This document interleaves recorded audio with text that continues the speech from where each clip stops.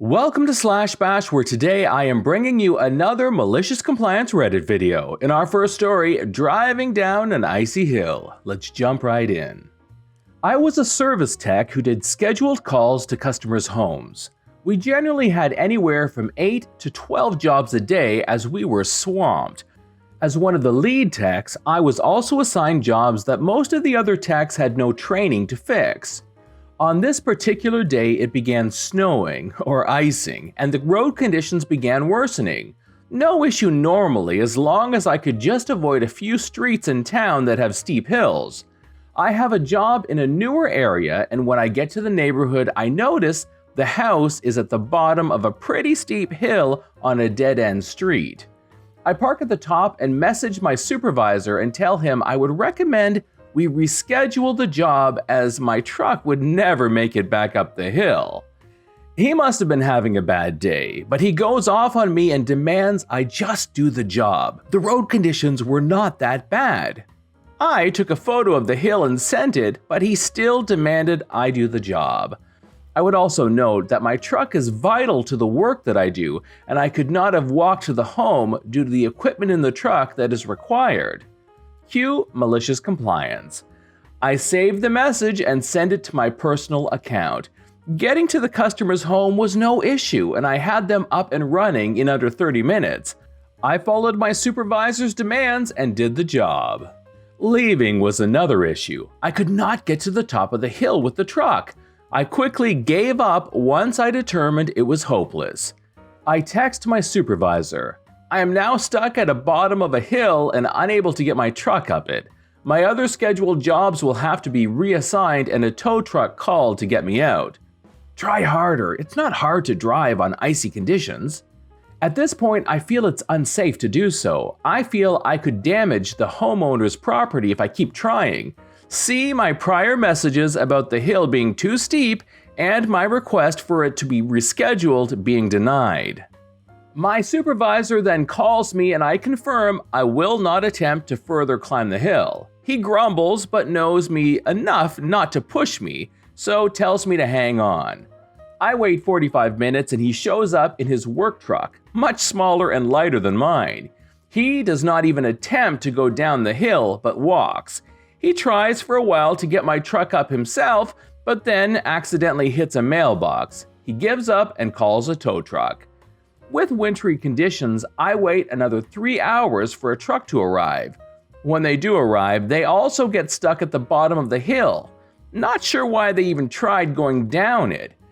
Now, me and a tow truck are stuck at the bottom of the hill, and this time the wait is even longer. They needed to bring in a specialty truck, which turns out does not have a long enough chain to reach us at the bottom of the hill. We wait even longer for a third tow truck to arrive. Overall, I arrived at the customer's home around 9:30 a.m. and finish about 10 a.m. I did not get up the hill until 7 p.m. I was at the bottom of the hill with my truck running for 9 hours while I played online on my laptop. Instead of working in the wintry conditions outside, I was toasty in the cab. Story number 2. That time I employed the sheriff to bring the police to court. This is really old, but I got reminded about it from reading another story here. Years ago, I got a speeding ticket in Worcester, Massachusetts. It was a typical speed trap where they sit at the bottom of a steep hill, knowing that lots of people will exceed the very low speed limit because of gravity. It was BS, so I decided to fight it and at least make them work for their $100 fine. I read everything I could on fighting radar tickets, and one strategy was to check whether the police department had proper FCC documents on the radar used. If they don't, the radar info is inadmissible and you probably win your case. I went to the Worcester police station and found the records department down in the basement. I showed them the ticket and explained that I wanted to view the paperwork for the radar that was used to record my speed. I had to wait a couple minutes, but some official came out and sternly informed me that civilians don't have access to that information. Cue malicious compliance. I asked a few people how you request records for a court case, and it turns out that, at least in Massachusetts, that's one of the things the sheriff's office does. So I went to them, paid them $50. I know it's a $100 ticket, but I've always enjoyed tilting at windmills, and described the documents I required. I have to admit that by the time I had to go to court, I'd kind of forgotten about the sheriff's department, but I did notice this police officer sitting in the audience section with all the other people fighting tickets. This guy wasn't your typical police officer though.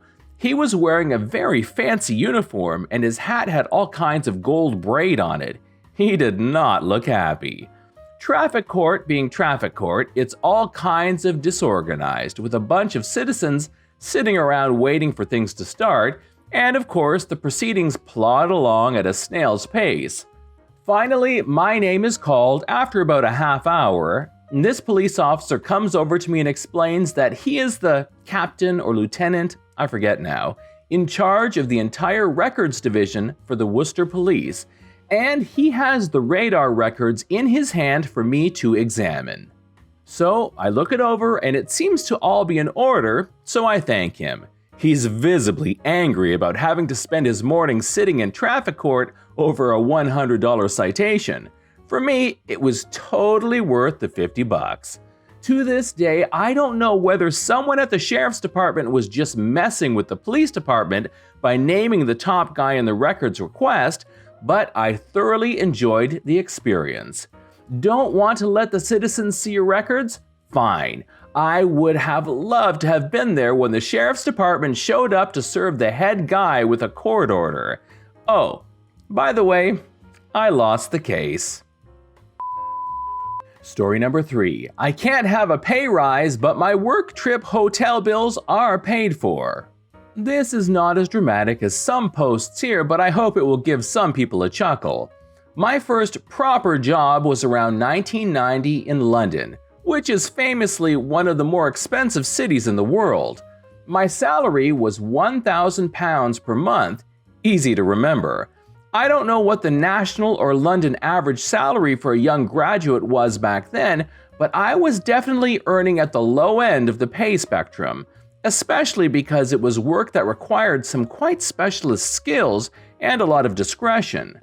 I can't give details without risk of making myself identifiable, but let's just say that the organization was owned by one of the wealthiest men in England, and my task was politically sensitive, as I had access to private information about some very famous public people.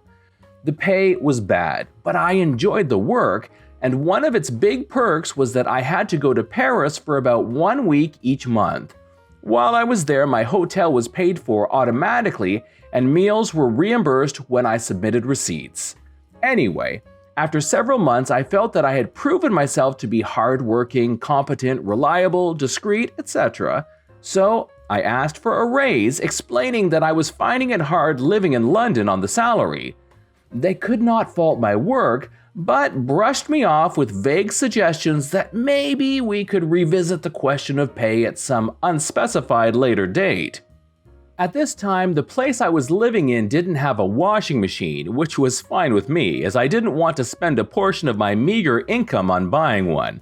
Plus, there was a laundrette very close by, and I enjoyed reading the newspapers each Sunday morning while my clothes went round and round in soapy circles.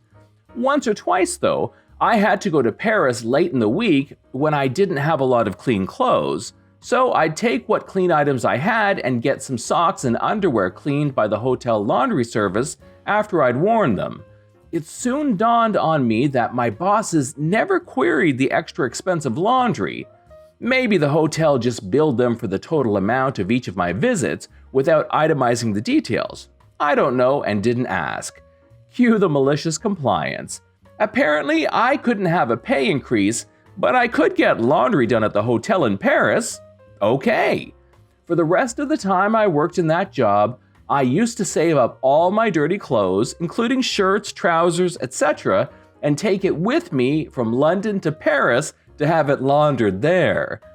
I felt a bit bad about this because hotels always charge exorbitant prices for this service, Cleaning my socks and underwear was maybe costing an extra 20 pounds each trip I made, but I was saving myself 2 pounds at the laundrette.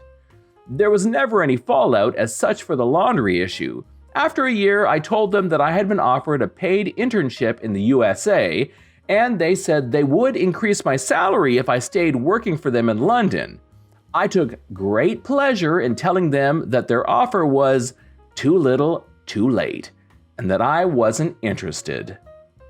This is John from /bash. Thanks for watching. If you've enjoyed the video and want to be the first to know when the next one drops, subscribe and click on that notifications bell. I'd love for you to drop a like, share it with your friends. See you in the next one.